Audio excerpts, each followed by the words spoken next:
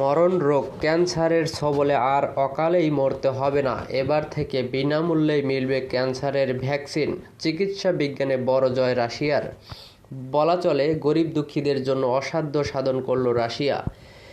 রাশিয়ার স্বাস্থ্য মন্ত্রণালয় দাবি করছে যে তারা একটি ক্যান্সারের ভ্যাকসিন তৈরি করেছে যা তারা বিনামূল্যে নাগরিকদের দিতে পারবে। একটি আন্তর্জাতিক প্রতিবেদনে উল্লেখ করা রয়েছে যে রাশিয়ান স্বাস্থ্য মন্ত্রণালয়ের রেডিওলজি মেডিকেল রিসার্চ সেন্টারের প্রধান আন্দ্রে কাপ্রিন জানিয়েছে তারা 2025 সাল থেকে ক্যান্সারের ভ্যাকসিনের টিকাটি দেওয়া শুরু করবে।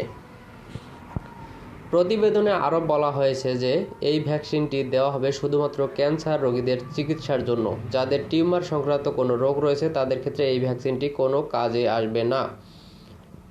রাশিয়ান বিজ্ঞানীদের মতে এই ভ্যাকসিনের প্রতিটি শট পৃথক রোগীর জন্য তৈরি করা হবে, যা হবে পশ্চিমা দেশগুলোতে তৈরি হওয়া ক্যান্সারের ভ্যাকসিনগুলোর অনুরূপ। তবে এই ভ্যাকসিনটি কী ধরনের ক্যান্সারের চিকিৎসায় ব্যবহৃত হবে, কতটা কার্যকর হবে তা এখনও প্রকাশ করা হয়নি। আসলে বিশ্বের অন্যান্য দেশের পাশাপাশি রাশিয়াতেও ক্যান্সারে আক্রান্ত হওয়ার রোগীর সংখ্যা দিন দিন বাড়ছে। আর এই কারণেই মরণ রোগের ওষুধপত্র টিকাগুলির অত্যাধিক দাম হওয়ার কারণে অনেকেরই এগুলির কেনার সামর্থ্য নেই। তাই বিনা চিকিৎসায় মরতে হয় অনেককেই। তাই এবার চিকিৎসা বিজ্ঞানের রীতিমতো বিপ্লব ঘটালো রাশিয়া। এবার এমন ক্যান্সারের ভ্যাকসিন তৈরি করলো যা কিনা বিনামূল্যেই পাওয়া যাবে সেই দেশে।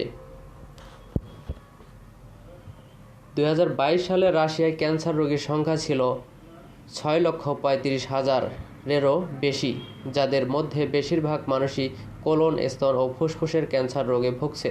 যদিও বেশ কিছুদিন আগে রাশিয়ার রাষ্ট্রপতি ভ্লাদিমির পুতিন জানিয়েছিলেন যে তার দেশের বিজ্ঞানীরা ক্যান্সারের ভ্যাকসিন নিয়ে কাজ করছেন এবং এটি তৈরি করতে তারা চূড়ান্ত পর্যায়ে রয়েছেন।